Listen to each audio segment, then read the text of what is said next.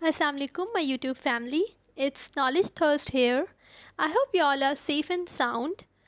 In today's module, I'm gonna discuss about the accounting principles, concepts, and conventions. It is a topic of senior auditor test. This topic is not only about a senior auditor test; it covers all other types of tests in which accounting carries a main portion. So let's start. First of all, I will discuss about the generally accepted accounting principles. Shortly we called it as GAAP. ये भी MCQs में अक्सर आता है कि what is the full form of GAAP. So it is generally accepted accounting principles. Now what are these? These principles are basically foundations. कुछ ऐसी foundations हैं जिसकी बेसिस पे हम लोग हमारे जो भी अकाउंटिंग की रिकॉर्डिंग करते हैं, हमारे उसके बाद क्लासिफिकेशन होती है, ट्रायल बैलेंस बनता है, एडजस्टमेंट्स होती हैं, फाइनेंशियल स्टेटमेंट्स बनती हैं. All of the financial statements that are made are based on these principles.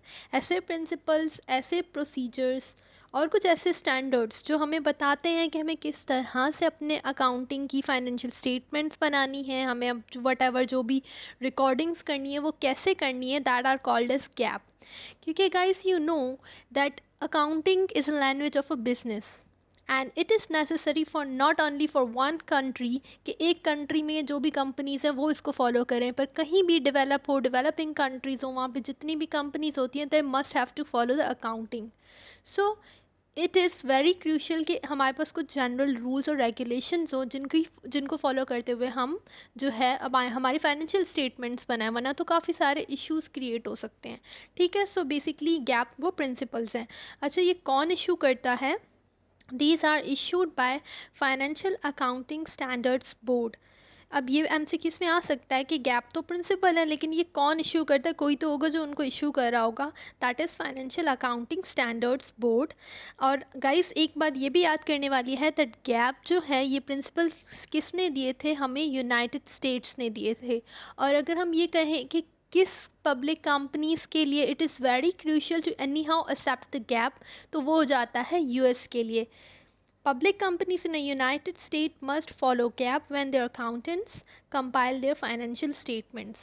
ठीक है, यानी जब भी अकाउंटेंट्स को अपनी फाइनेंशियल स्टेटमेंट्स चाहे बैलेंस शीट हो, इनकम स्टेटमेंट बनानी हो, वो किसको फॉलो करेंगे? Gap.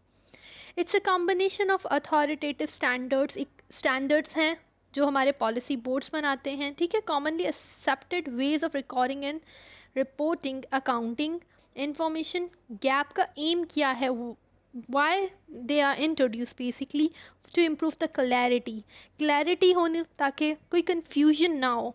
Different companies, different country, सब अलग यूज़ करेंगे, अपने अपने प्रिंसिपल्स बनाते फिरेंगे, तो क्या होगा? कन्फ्यूजन होगी, क्लैरिटी नहीं होगी.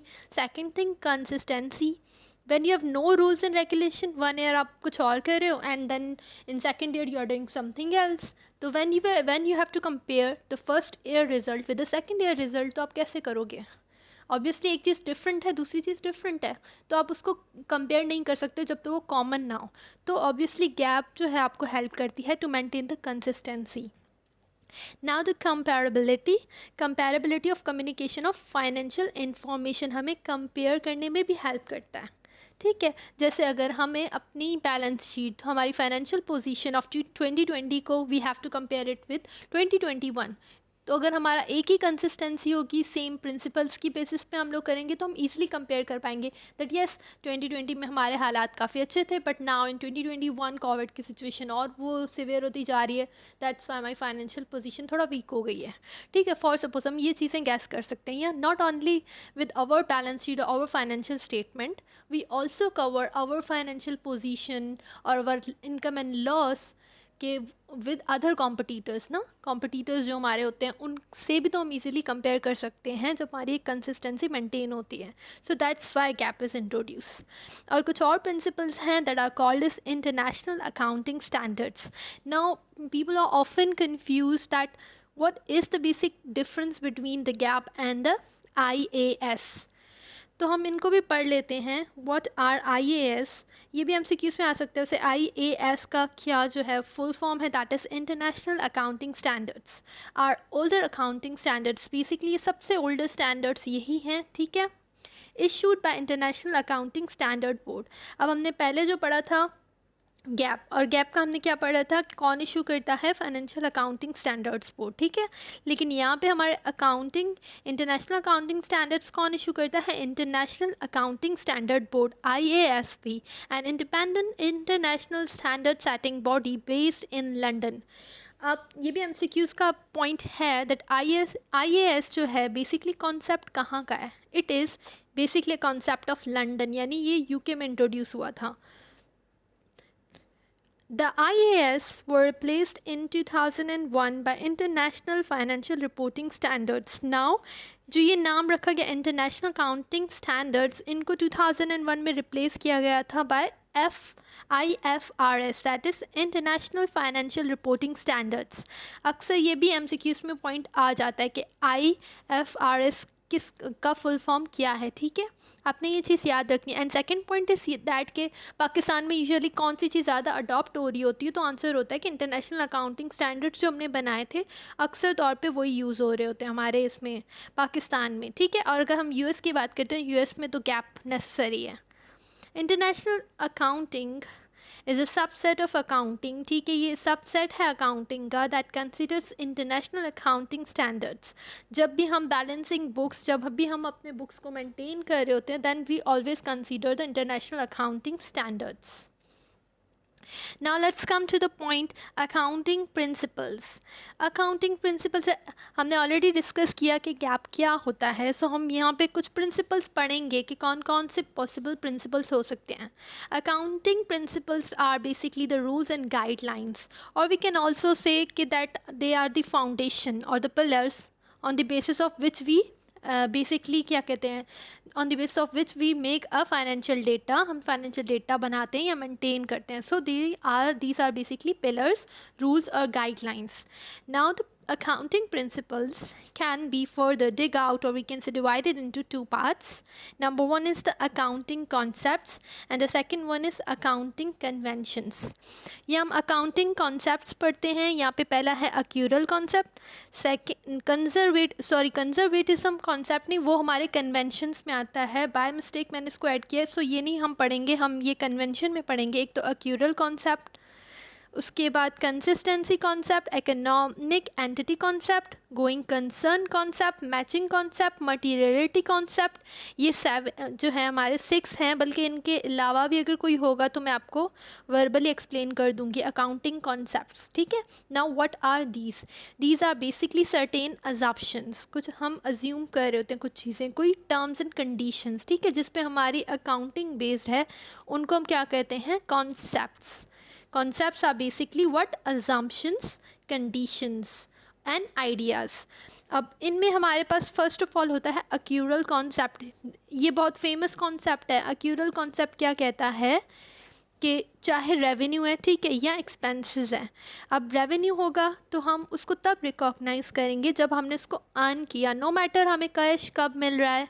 इसका एग्जांपल मैं आपको ये दूं कि फॉर सपोज़ अगर हमने पेंटिंग का काम लिया, ठीक है, 5000 का हमने पेंटिंग का टास्क लिया, हाँ, we have done with painting, हमने पेंटिंग बनाई, but still we didn't get our amount, 5000 हमें मिला नहीं, लेकिन वी हैव अर्नड इट, यानी हमने कमाया है, क्योंकि हमने पेंटिंग कर दी, वो काम कंप्लीट हो गया, it means we have earn that, but हमें मनी मिली नहीं है। तो अक्यूरल कॉन्सेप्ट बोलता है पैसा भले अगले महीने मिले, उसके बाद मिले, या दूसरे ईयर में मिले, we have to record it, हमें उसको रिकॉग्नाइज करना है तब जब हमें अर्न हो गया, ठीक है। एंड एक्सपेंसेस आर इनक्योर, जब रिकॉग्नाइज तब होंगे जब हमारे कंज्यूम हो गए या क्या हो गए, इनक्योर हो गए, ठीक है। ये वही होगी कि एक्सपेंसेस हमें पहले करने हो, जब हमने उसका कैश पे किया, हम ज़रूरी नहीं हम तब लिखेंगे जब हमारा वो इनक्योर हो गया, यानी हमने कोई ख़र्चा कर लिया है, भले हमने अभी पे नहीं किया उसका, लेकिन हम उसको रिकॉर्ड कर देते हैं।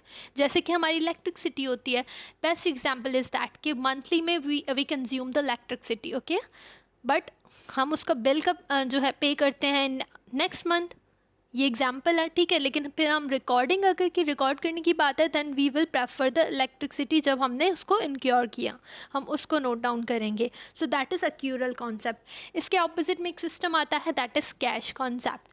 कैश कॉन्सेप्ट कहता है कि we have nothing to do with revenue earn हुआ कब इनक्योर हुआ, नहीं, we will only record the amount और ट्रांजेक्शन जब हमें कैश या तो रिसीव हुआ और we have paid a particular amount of cash, यानी हमने पे किया।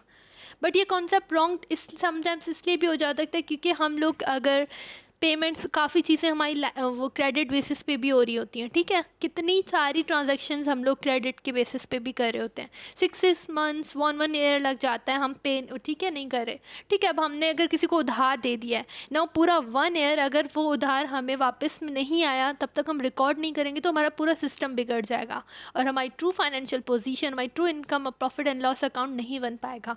सो दैट इज़ द रीज़न जिसकी वजह से अक्यूरल कॉन्सेप्ट को प्रेफरेंस दी जाती है, नॉट कैश concept.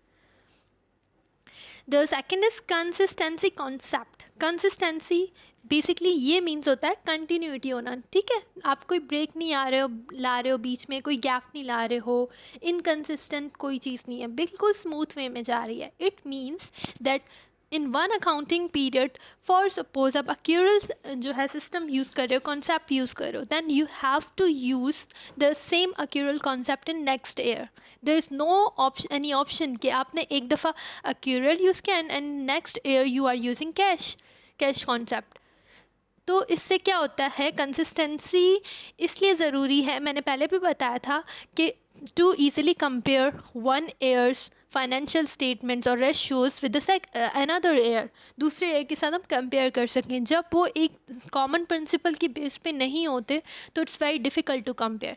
इसीलिए हमारा ये प्रिंसिपल कहता है कि आप कंसिस्टेंसी को मेंटेन करो, ठीक है।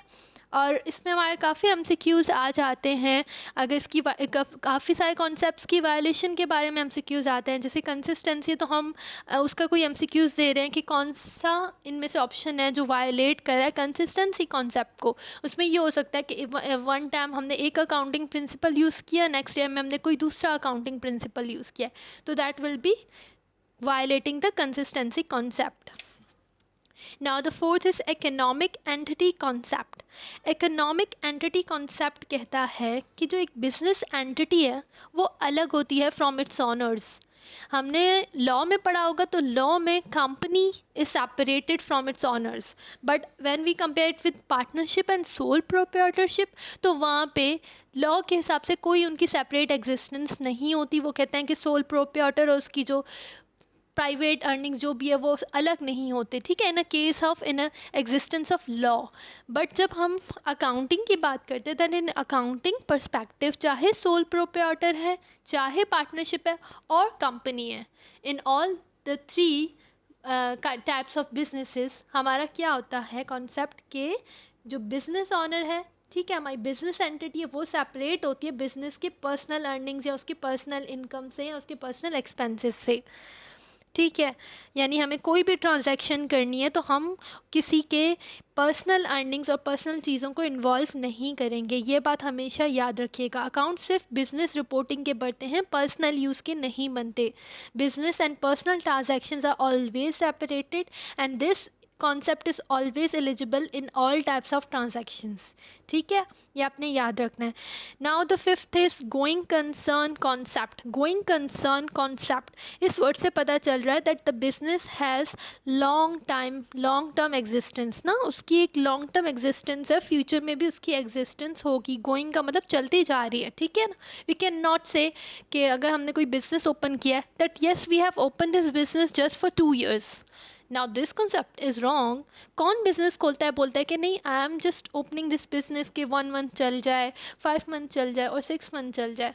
नो, हमेशा लोग बोलते हैं कि हमने बिज़नेस खोला है और ये चलता रहेगा, हमारे मरने के बाद भी बाप दादा पोता पोतनी और चलता ही रहेगा कंटिन्यू। तो हमारी परसेप्शन यही होती है that the business has indefinite life. हमारा यही होता है कि will remain in operation in a future period too, ये चलता रहेगा।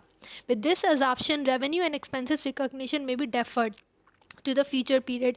और इसी अजाम्पशन के हिसाब से जो हमारा रेवेन्यू और एक्सपेंसेस को हम फ्यूचर पीरियड में भी रिकॉग्नाइज कर रहे होते हैं। ये क्यों होता है? क्योंकि हमें पता होता है कि फ्यूचर में भी हमारा जो है बिजनेस चलता रहेगा। नाउ द मैचिंग कॉन्सेप्ट कहता है expenses should be match with the revenue in this way कि देखें रेवेन्यू अगर हमारा 2020 का है, ठीक है ना, तो हमें एनी हाउ क्या करना है, बल्कि मैं ऐसे एग्जांपल देती हूँ कि 2020 में हमारा खर्चा तो हो गया, ठीक है, हमें एग्जैक्टली जो हमारा रेवेन्यू है वो हमें 2021 में अर्न हो रहा है, तो हमें दोनों को मैच करना है। जिस ईयर का एक्सपेंस है उसको उसके रेवेन्यू के साथ ही मैच करना है। ऐसा नहीं कि 2020 का एक्सपेंस है, ठीक है, हम उसको अगले साल में जो अलग से हमने कोई रेवेन्यू अर्न किया हम उससे उसको मैच करें। This concept will be completely wrong. हमेशा हमें जिस ईयर का एक्सपेंस है उस ईयर के ही रेवेन्यू से उसको कंपेयर करना होता है। ये पॉइंट आपने याद रखना है क्योंकि ये काफ़ी इंपॉर्टेंट पॉइंट है। इस कॉन्सेप्ट को हम क्या कहते हैं? Matching concept. Every business guys का एम क्या होता है? ताकि प्रॉफिट अर्न करें, ठीक है। In order to earn profit, cost और जो भी एक्सपेंसेस हैं उन सबको मैच करना ज़रूरी होता है और करेक्ट इनकम स्टेटमेंट बनाना भी ज़रूरी होता है। और अगर हमें करेक्ट इनकम स्टेटमेंट बनानी है तो हमें पास्ट, प्रेजेंट और जो भी फ्यूचर एक्सपेंडिचर्स हैं उनको आपस में डिफ्रेंशिएट करना होता है कि भाई ये एक्सपेंस किस ईयर का है, किस रेवेन्यू के साथ मिला हुआ है और ये किसका है, ठीक है ना। अगर हमने सेपरेट नहीं किया तो हमें ट्रू प्रॉफिट एंड लॉस कभी भी पता नहीं चल पाएगा। Now the materiality concept. ये वर्ड मटीरियल मतलब ऐसा कुछ होता है कि if that particular thing, accounting में ये है कोई ऐसी चीज़ जो सिग्निफिकेंस रखती हो, जो ज़्यादा इंपॉर्टेंस रखती है, इफ़ दैट इज़ ओमिटेड, अगर उसे हमने गायब कर दिया, ठीक है, या फिर मिस स्टेट कर दिया, गलत लिख दिया, रॉन्गली लिख दिया, तो that will effect the decision of financial and users, ठीक है। You know that accounting is used by many users, no? There are creditors, the government, the employees, the managers, the investors. There are a lot of parties that are interested in companies' profit, ठीक है, profit में, उसकी financial positions में, हर चीज़ में, ठीक है। तो इनका कहने का मकसद है कोई भी एक छोटी सी ट्रांजैक्शन, कोई ऐसा मटेरियल जिसके मिस करने से, जिसको हमने छोड़ दिया या गलत लिख दिया तो उससे हमारे फाइनेंशियल इंफॉर्मेशन जो है उस पर इफ़ेक्ट होगा, so that is materiality. Materiality concept कहता है transactions need to be recorded when not doing so might alter the decision which are made by the reader of financial statement. वैसे एक और इसमें एक ये चीज़ भी होती है कि समटाइम्स एक चीज़ हमारे लिए तो मटेरियल है but it is not necessary कि जो दूसरी कंपनी होगी उसके लिए भी ये मटेरियल होगी। आप ये पॉइंट समझ रहे हैं कि एक चीज़ हमारे लिए तो इम्पॉर्टेंट है, ठीक है, दैट इज़ नॉट ऐसे कि दूसरी कंपनी के लिए भी उतनी सिग्निफिकेंट हो। कोई चीज़ हमारी मटेरियल है तो दूसरों के लिए इमटेरियल हो सकती है। फॉर सपोज एक सिंगल सोल प्रोप्राइटर है, ठीक है, उसके लिए अगर कोई थोड़ा सा 1000 का कोई इश्यू हो जाए, कोई ट्रांजैक्शन मिस हो जाए या ऐड हो जाए वट एवर, तो that will effect the sole proprietor, ठीक है। लेकिन same in the case of company, कोई हाई फाई कंपनी है जिसका इतना ज़्यादा प्रॉफिट है, उसके लिए कोई 1000 की चीज़ अप एंड डाउन हो गई तो वो उसके लिए इतना इम्पोर्टेंस नहीं रखता, वो उसके लिए इमटेरियल हो सकती है। तो ये हमारी कंपनी पे भी डिपेंड करता है। ये होता है हमारा मटीरियलिटी कॉन्सेप्ट। इसके अलावा कुछ और भी कॉन्सेप्ट्स होते हैं हमारे। एक हमारा होता है dual aspect concept. Dual word से ही पता चल रहा होता है हमारा, ये तो हाँ ईजी है, हमने अकाउंटिंग में पढ़ा हुआ है। For every debit there is a credit. हमेशा जो भी हम ट्रांजैक्शन लिखते हैं उसमें एक चीज़ हमारी डेबिट होती है तो दूसरी हमारी क्या होती है, क्रेडिट होती है। That is dual aspect concept. इसके अलावा एक और कॉन्सेप्ट हमारा ये होता है historical cost concept. Historical cost concept में हम लोग क्या कर रहे होते हैं, हमें ये कहा जाता है कि हम जब भी रिकॉर्ड करते हैं ट्रांजैक्शन को तो हम उसको उसकी कॉस्ट प्राइस या उसकी हिस्टोरिकल प्राइस पे जो है लिखते हैं। ऐसा नहीं कि हम उसकी मार्केट प्राइस को लेते हैं। हमारा ये कॉन्सेप्ट ये कहता है कि जब भी हमें रिकॉर्ड करने होते हैं बुक्स में, हमारी जो भी इन्वेंट्री है, हमारे जो भी आइटम्स हमने ख़रीदे हुए हैं उनको हम उसकी कॉस्ट प्राइस पे नोट करते हैं, ठीक है।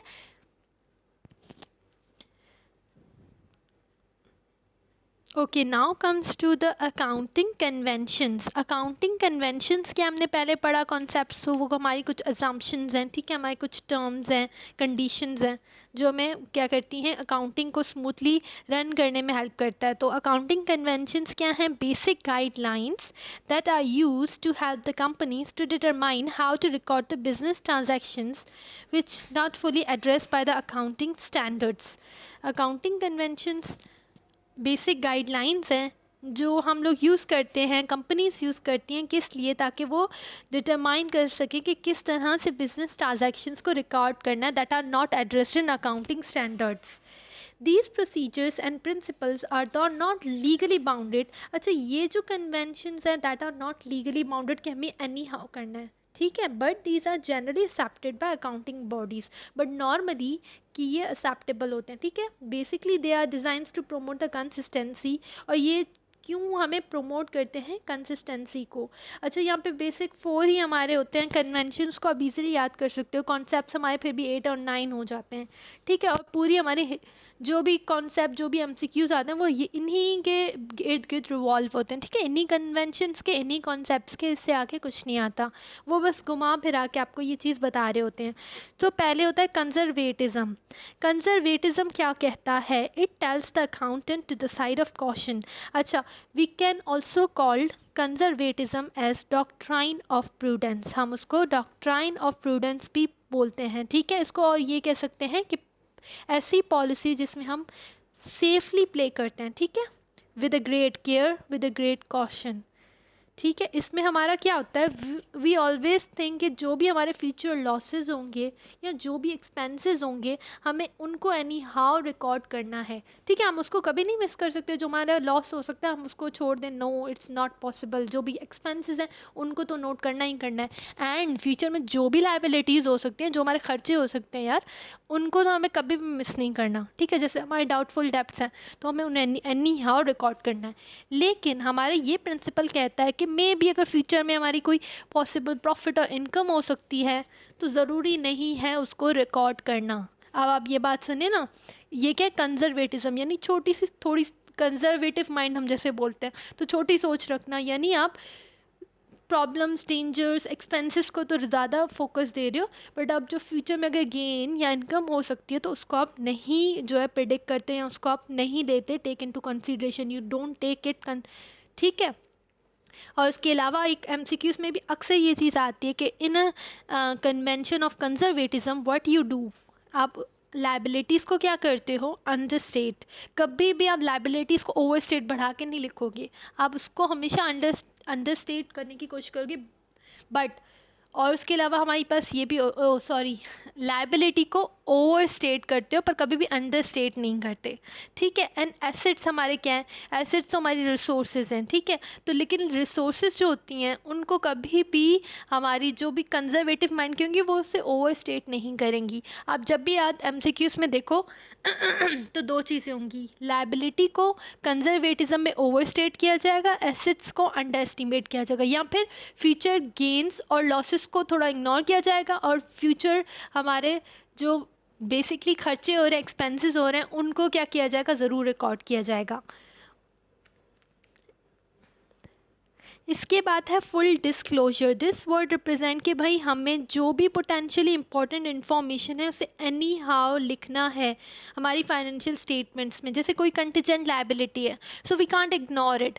जो चीज़ें फिर भी हो सकती हैं हमारी फ्यूचर में, उनको हम क्या कर सकते हैं, बैलेंस शीट में एक फुट नोट होता है, एक छोटे सा एक्सप्लेनेशन फॉर्म में हम उसको लिखेंगे, लेकिन हम ज़रूर लिखेंगे, फुल डिस्क्लोज करेंगे जो इंपॉर्टेंट इन्फॉर्मेशन है। ऐसे नहीं कि जो बिल्कुल बेकार इन्फॉर्मेशन है जो हमारी फाइनेंशियल एक्सप्रेस नहीं हो सकती उन टर्म्स में, लेकिन जो इम्पॉर्टेंट है, छोटी बड़ी चीज़ जो हमारे लिए ज़रूरी है, उसको एनी हाउ रिवील करना ज़रूरी है, ठीक है। डिस्क्लोजर प्रिंसिपल हमें ये कहता है that we have to record all the important things either they are minor और लार्ज, ठीक है। उसके अलावा अगेन मटीरियलिटी वही चीज़ है कि this convention also argues company to lay all the cards on a table, meaning they need to totally disclose all the material facts. जो भी मटीरियल फैक्ट्स हैं यानी सिग्निफिकेंट फैक्ट्स होते हैं उनको आप कोई कंपनी को ज़रूर रिकॉर्ड करना होता है। ये थोड़ा थोड़ा उसी जैसा है, फुल डिस्क्लोजर जैसा है, ठीक है। लेकिन यहाँ हमारी मटीरियलिटी का कॉन्सेप्ट आता है, यानी सिग्निफिकेंस रखता है, तो वो चीज़ हमें लिखनी होती है। So that's it. Thank you. I hope you like this video. Stay blessed.